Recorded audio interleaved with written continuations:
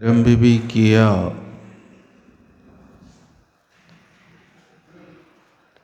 तो उन्हें दो प्रकार की आत्माएं बनाई।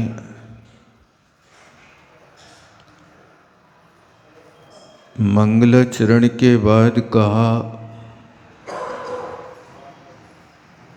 एक सौ समय और एक पर समय।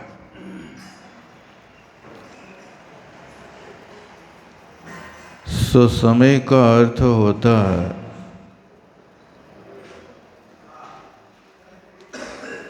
जो अपने आत्म स्वरूप में विचरण करता है उसे सौ समय कहते हैं।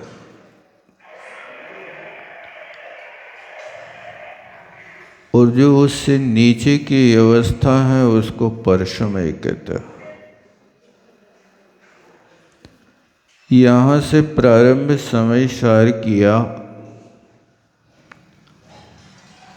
प्रवचन सार भी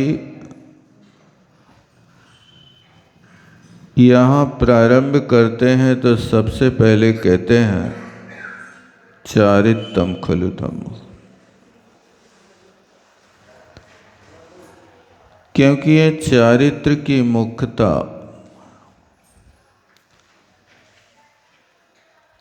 कर्म भूमि के मनुष्यों को ही हुआ करती है।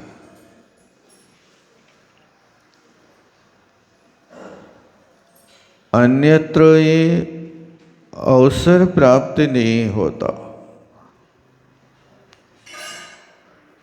देव गति चारित्र शून्य रह गई, हम वहाँ असमर्थ बनकर रह गए, हम तो विषयों की लहर में बह गए। क्या बताएं, देव गति में सारी सुविधा उपलब्ध है। देव गति के जीवों के लिए साक्षात तीर्थंकरों का समूह शरण मिल जाता है। देव गति के जीवों को तीनों लोकों के कृत्रिम अकृत्रिम चैत्यालयों की वंदना का अवसर मिल जाता है। इन सब चीजों के मिलने के बाद भी देव गति चारित्र शून्य रह गई। वहां चारित्र की कोई एक लेश मात्र भी अवसर प्राप्त नहीं होता। उन देवगति के जीवों के पास ऐसी विशेषता है कि वे अपनी शुक्ल लेशा इतनी विशुद्ध बना सकते, इतनी विशुद्ध बना सकते हैं कि जो शुक्ल लेशा मुनि महाराज से भी आगे हो जाए। 13वें स्वर्ग से लेकर के सर्वार सिद्धि तक के देवों की अनंत गुणी शुक्ल लेशा विशुद्धि को प्राप्त होती गई, लेकिन संयम की गंध नहीं हो पाई है। लेकिन ये मनुष्य पर्याय एक ऐसी पर्याय है कि जहां पर इस संयम को धारण कर सकता है, यही कर्म भूमि के मनुष्यों को कहा जाता है कि जे कम में सूरा ते धम में सूरा। कर्म भी करने में यदि संलग्न हो जाए तो ऐसे भयंकर कर्म करने के साथ वे नरक की आयु का बंद कर ले, और यदि निकृष्ट परिणाम बना ले तो हो सकता है ये मनुष्य मर करके निगोद में भी चला जाए। ऐसे निकृष्ट कर्म कर लेता, हाँ, लेकिन कभी कभी ऐसे कर्म भी कर लेता है कर्म भूमि का मनुष्य कि जिन लिंग को धारण करके कर्मों का क्षपण करके ग्रेवक अनुदेश अनुत्तर लोकांतिक स्वधर्मेंद्र और फिर जाकर के कर्मों का क्षपण करके मोक्ष को वे प्राप्त कर पाए। सिर्फ अवसर है तो इस स्थान पर है। चूंकि ये दुखमा काल है, लेकिन इस दुखमा काल में भी सुख खोजने में व्यक्ति लगा है, लेकिन सुख की परिभाषा नहीं जानता कि सुख कहते किसे हैं। क्योंकि संसार का प्रत्येक व्यक्ति सुख चाहता है। दौलत राम जी ने सबसे पहले पंक्ति लिखी, जे त्रिभुवन में जीव अनंत, सुख चाहे दुख ते भयवंत। इन तीनों लोकों में अनंत जीव हैं, एक दो नहीं है। यहाँ के लोग तो एक छोटी सी संख्या को भी कहते हैं कि जनसंख्या बहुत बढ़ रही है, बहुत बढ़ रही है। कहाँ बढ़ोगे? पर्याप्त मनुष्यों की संख्या 29 अंक का उल्लंघन तो कर ही नहीं सकती। पूरे 2.5 द्वीप में मनुष्य होंगे तो 29 अंक प्रमाण ही होंगे, एक अंक का भी उल्लंघन नहीं कर सकते। आगम का उल्लेख है, अकेले पर्याप्त मनुष्य की नहीं, मनुष्य गति में हर गुण स्थान में संख्या बराबर सीमित है। दूसरे गुण स्थान में जीव होंगे। मनुष्य गति के 2.5 द्वीप के पूरे मनुष्यों की संख्या होगी तो 52 करोड़ होगी। तीसरे गुण स्थान की संख्या मनुष्यों की 2.5 द्वीप की होगी तो 104 करोड़ होगी। चौथे गुण स्थान की होगी तो 700 करोड़ होगी। और फिर पंचम गुण स्थान की संख्या होगी, व्रतियों की संख्या होगी, 2 प्रतिमा से लेकर के 11 प्रतिमाधारियों की संख्या होगी तो सिर्फ 13 करोड़ ही होगी। और छठे गुण स्थान से 14वें गुण स्थान तक के जीवों की संख्या 3 कम 9 करोड़ है। इस संख्या का कभी उल्लंघन हो नहीं सकता। फिर भी लोग कह रहे जनसंख्या बढ़ रही है, बढ़ रही है। कहाँ बढ़ेगी भैया? ये आपका सोच हो सकता है, आगम का उल्लंघन नहीं हो सकता है। इसलिए कोशिश करें कि अपने जीवन को इस रूप ढालने के लिए प्रयासरत रहे। ये मानव पर्याय बड़ी दुर्लभता से मिलती है। आप लोग पढ़ते हैं, यह मानुष पर्याय सुकुल सुनवो जिनवाणी, यह विध गई न मिले सुमणि जो उदरी समानी। आचार्य भगवान कुंद स्वामी अष्टपाहुड़ में लिखते हैं। उसी अष्टपाहुड़ का अनुवाद पंडित दौलत राम जी ने छठाला में किया है। ये मानुष पर्याय दुर्लभ है। जैसे चिंतामणि रत्न किसी के हाथ में आ जाए और वो व्यक्ति कौआ के उड़ाबे में उस चिंतामणि रत्न को फेंक देवे तो बड़ी अज्ञानता है।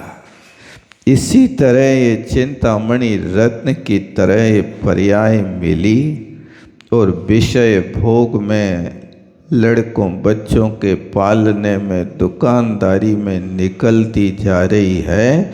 समझ लो कि आपके हाथ में भी चिंतामणि रत्न आया है, लेकिन कौआ के उड़ाने में उसको फेंक रहे हो। और ध्यान रखना कि वो कौआ इतना चतुर है कि वो चिंतामणि रत्न को पाता है तो लेके उड़ जाता है, फिर छोड़ता नहीं है। लेकिन ये मानव छोड़ देता है। कोशिश करें, समझदारी से कार्य करें। तो यहाँ जो गाथा में कहा चारित्रम खलु धम्मो, चारित्र ही धर्म है। वो कहते हैं, देखो 2 बार लिखा धम्मो धम्मो, गाथा में लिखा देखो। पहले तो कहा चारित्र ही, खलु माने निश्चय से, धर्म है। फिर प्रश्न किया, धर्म किसे कहते हैं? धर्म क्या वस्तु है? क्योंकि धर्म की परिभाषा लोग वास्तविक रूप से समझ नहीं पाते हैं। कई लोग सिर्फ कर्तव्य करने का नाम ही धर्म समझ लेते हैं। मानव का किसी दीन दुखी के साथ सहयोग करना एक कर्तव्य है। परस्परोपग्रहो जीवानाम, जीवों का एक दूसरे के साथ उपकार करना एक कर्तव्य कहलाता है। धर्म क्या वस्तु है? धर्म के लिए यहाँ पर कहा जा रहा, धर्म को परिभाषित किया जाता, ध्यान रखना। धम्मो, धर्म क्या है? जो सम्मो, जो आत्मा का साम्य परिणाम है, उस साम्य परिणाम का नाम धर्म कहलाता है। याद हुआ कि नहीं हुआ? धर्म किसे कहते हैं? जो आत्मा का साम्य परिणाम है, उसका नाम धर्म है। फिर प्रश्न किया कि वो साम्य परिणाम क्या है? उसके लिए कहा, मोह और क्षोभ से रहित आत्मा की जो परिणति है, उसका नाम साम्य भाव है। कितनी बातें याद करना आपको? सबसे पहली बात तो चारित्रम खलु धम्मो, ठीक है ना? चारित्र ही धर्म है। इस बात को अच्छी तरह से दिमाग में सेट करना। चारित्र नहीं ले पा रहे तो चारित्रवंतों की अनुमोदना करना, ये भी चारित्र का गुण ही माना जाता है। दूसरी बात, चारित्र के लिए उत्साहित होना। यदि नहीं पालन कर पा रहे तो कीजिए शक्ति प्रमाण, शक्ति बिना श्रद्धा धरे। श्रद्धावान अजर अमर पद को है, ऐसा आप रोज पूजा में पढ़ते हैं ना। यदि आप आचरण में नहीं ढाल पा रहे, किस कारण से? दो कारण हो सकते हैं। एक अज्ञान की प्रचुरता, दूसरी कसाई की तीव्रता। व्यक्ति को आचरण की बात अच्छी ना लगे, आचरण धारण करने में असमर्थता हो, तो उसके दो कारण हैं। एक अज्ञानता, दूसरी कसाई की तीव्रता।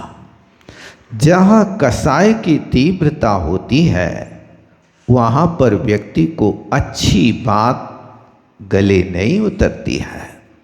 कोशिश करें कि जहाँ पर आत्महित की बात होती है, लाख काम छोड़ करके हित की बात को सुनने का प्रयास करना।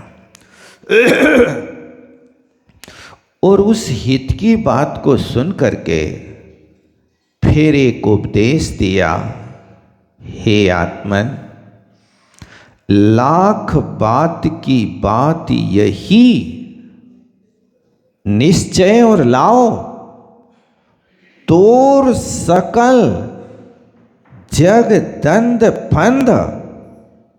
घर को ध्याओ कि पत्नी को ध्याओ, बच्चों को ध्याओ। क्या लिखा पता है? निज आत्म ध्याओ। कहाँ की है पंक्ति? नहीं है पता? पता नहीं है? छेड़ाला नहीं पढ़ी? पढ़ी है ना? कौन सी ढाल की है? चौथी ढाल की है। किसके लिए उपदेश दिया जा रहा है? चौथी ढाल में श्राप का चार का वर्णन है, सम्यक ज्ञान का उस श्रावकाचार का, तो उस श्रावक के लिए उपदेश दिया जा रहा है, रे श्रावक, लाख बात की बात यही, निश्चय और लाओ। तुम लाखों प्रकार के बहाने मत बनाओ, इधर उधर की बातें मत करो। लाख बात की एक बात अपना दृढ़ निश्चय करो। क्या करो?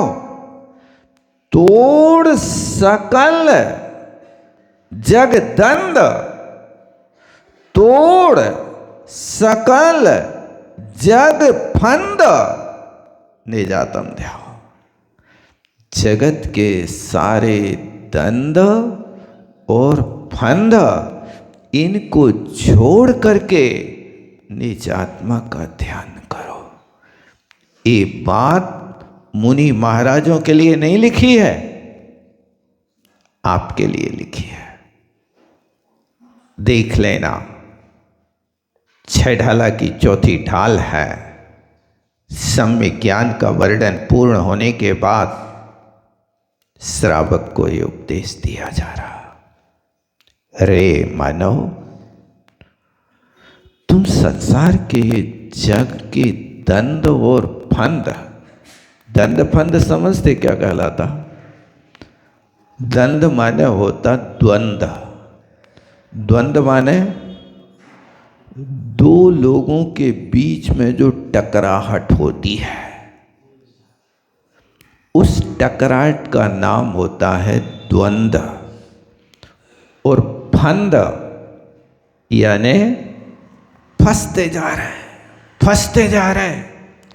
हाथी फंसता दलदल में, जोर मारता पल पल में, और हाथी फंसता दलदल में।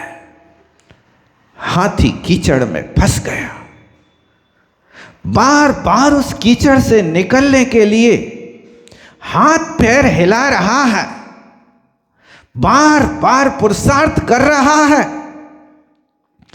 लेकिन जितना पुरुषार्थ करता है और फंसता जाता, और फंसता जाता। हाथी फंसता दलदल में, जोर मारता पल पल में, हाथी फंसता दलदल में। ये दशा, ये मानव गृहस्थी के दलदल में फंस गया, बार बार जोर मार रहा है, पड़ता है। संसार सार है, संसार सार है।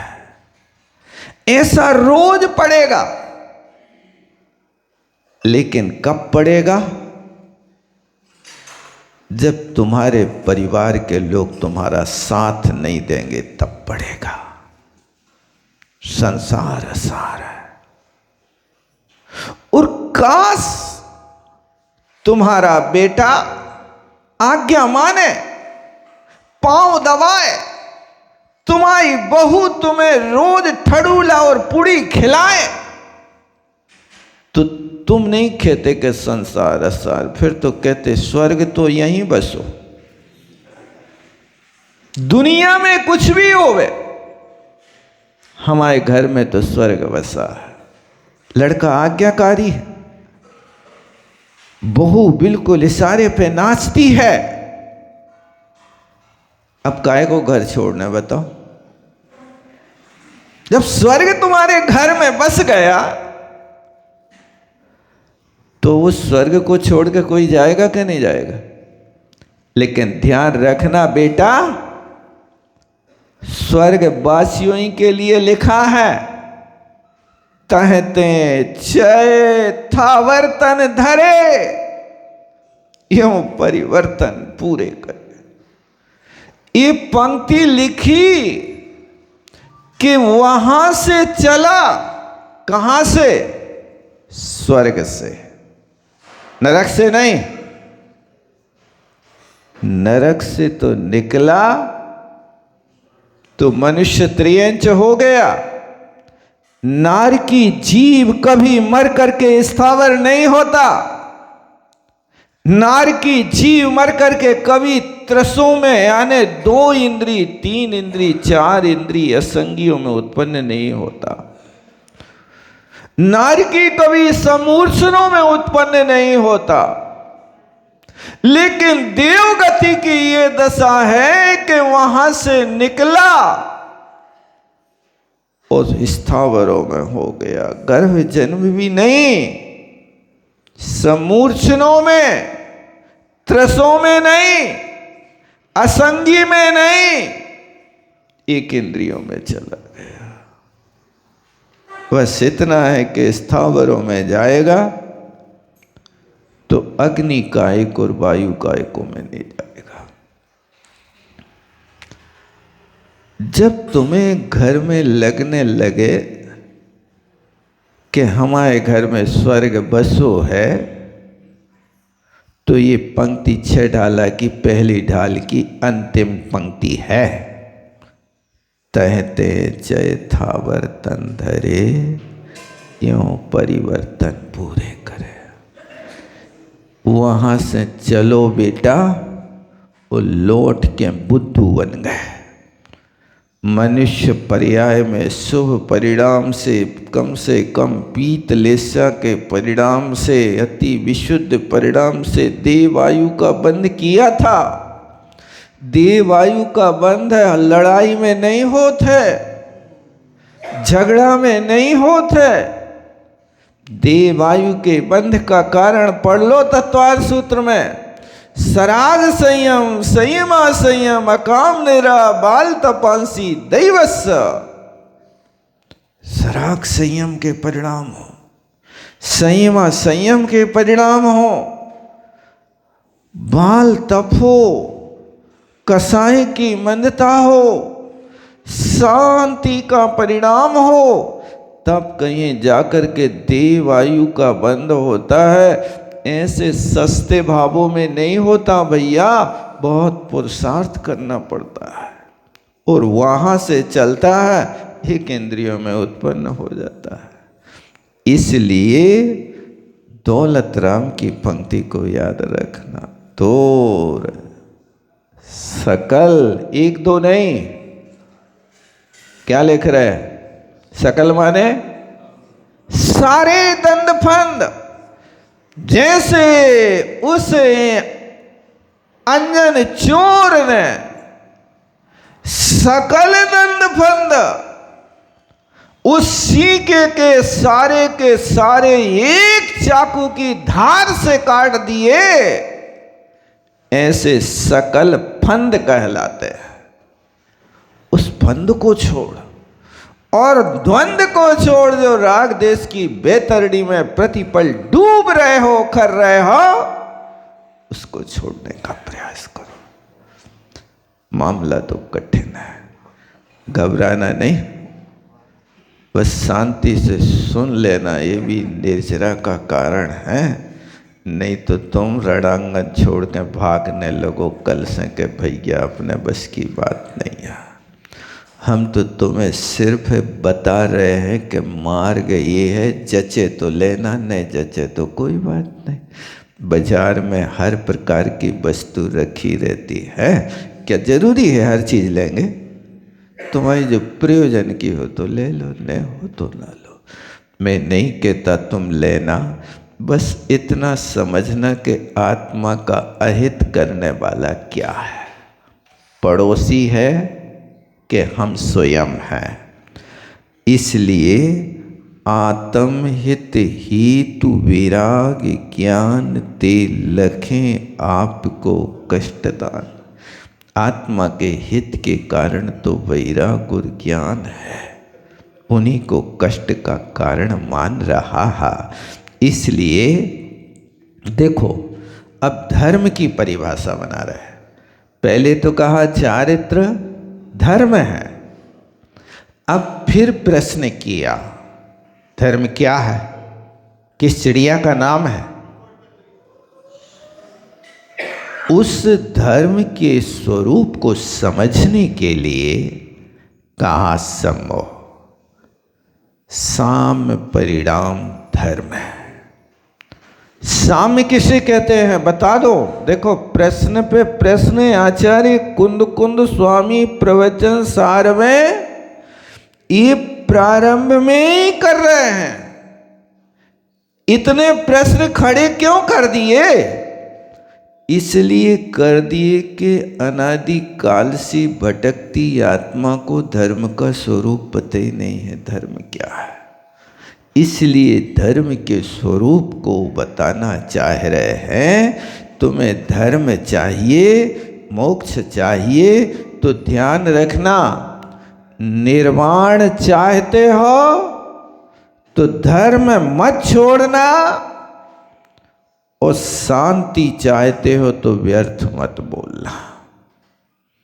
संभव है हमारे सामने कभी कभी ऐसी परिस्थितियां खड़ी हो जाती हैं कि जिनके कारण हमारी धर्म से श्रद्धा हटने लगती है। हम सोचते हैं कि कई वर्ष तो हो गए इतना काम करते, धर्म करते, लेकिन भगवान हमारी अभी तक नहीं सुन रहे। आप लोग भी कहते हैं ना, पंडित पन्नालाल जी साहित्याचार्य कहा करते थे कि सागर में एक महानुभाव थे और वे महानुभाव 35 बरस से पंडित जी के साथ पूजा कर रहे थे। अब पूजा करने के बाद में 35 बरस तक तो साथ रहे, फिर इनके बाद पूजा छोड़ दी, उनने पूजा नहीं करी। तो एक दिन वे सवेरे सवेरे अपने घर के पंडित जी के घर के सामने से निकले। पंडित जी दतोन कर रहे थे। सो ने कहा, काय भैया आजकल तो तुमने पूजा ही छोड़ दी, मंदिर ही नहीं आ रहे, क्या बात है, इतने व्यस्त क्यों हो गए? तो पंडित जी की बात को सुनकर के उन महानुभाव ने उत्तर दिया, पंडित जी का बताएं, 35 साल हो गए हमें भगवान की पूजा करते करते, और भगवान ने हमारी कछु नहीं सुनी और हमारा घर और बिकवा दो।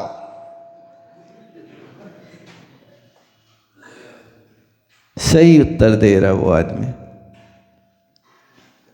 सही है। 35 साल पूजा करने का फल घर बिकना चाहिए कि घर बनना चाहिए? बताओ क्या होना चाहिए? इसलिए अब हमने सोचा करने ही नहीं पूजा, विकल्प ही नहीं करना। जब भगवान हमारी बात सुनते ही नहीं, भैया तुमने भगवान के स्वरूप को समझा ही नहीं, तुमने वास्तविक पूजा करी ही नहीं। पूजा तो करी, लेकिन मैं पूछता हूं कि तुमने पूजा पुजारी बन के करी कि भिखारी बन के करी? क्या किया? एक व्यक्ति होता है जो भगवान से मांगता है कि हे भगवान, आपने जो छोड़ा है वो मुझे मिल जाए, और एक व्यक्ति कहता भगवान आपको जो मिला वो मुझे मिल जाए। आप लोग का मांगत भैया? सोच समझ के बोलना, नहीं तो फंस जाओगे, क्योंकि बोले तो फंसे। बोलना तो समझ के बोलना, नहीं बोलना तो सुनते रहो शांति से। क्या लक्ष्य है? सोच लेना, आत्मनिरीक्षण करना कि भगवान ने जो छोड़ा वो पूजा के बदले में मांग रहे हो, कि भगवान को जो मिला वो मांग रहे हो? नहीं है पता? भगवान को जो मिला है वो मुझे मिल जाए, ऐसी भावना करने वाला पुजारी है। और भगवान ने जो छोड़ा वो मुझे मिल जाए, वो मांगने वाला भिखारी है। ध्यान रखना, भिखारी को सिर्फ उतना ही मिलता है जितना मांगता है। अनुभव किया ना कभी? वो मांगेगा 5 रुपया तो मिलेंगे 2 रुपया, या कोई 5 ही दे देता होगा, 5 ही दे देता, आप लोग बंद हो गए, 5 ही रहना पड़ता है। वो 5 ही मांगता कि ज़्यादा मांगता हो? 10 मांगने लगा आजकल। अब भिखारियों की भी महंगाई तो बढ़ रही है, तो सबकी बढ़ेगी बेबी। 5 से 10 पे आ रहे हैं। अब वो 10 रुपया तुमसे मांगे तो तुम ईमानदारी से दे देते कि कह दे छुट्टा नहीं है? क्या कह देते बताओ? कई लोग तो समझा देते छुट्टा नहीं है, लेकिन वो भी होशियार कहते कितने को है? 500 को है, लाओ हमारे पास है 490 ले दो। तो बहुत होशियार है दुनिया, ध्यान रखना। दुनिया में संभल करके रहना। दुनिया बड़ी दुरंगी है, इससे अपरिचित रहना। दुनिया दुरंगी है, इससे अपरिचित रहना। और भीड़ में भोले बने रहना। भीड़ में भोले बने रहना। और भोगों में भीरू बने रहना। और पाप से पलायन करते रहना।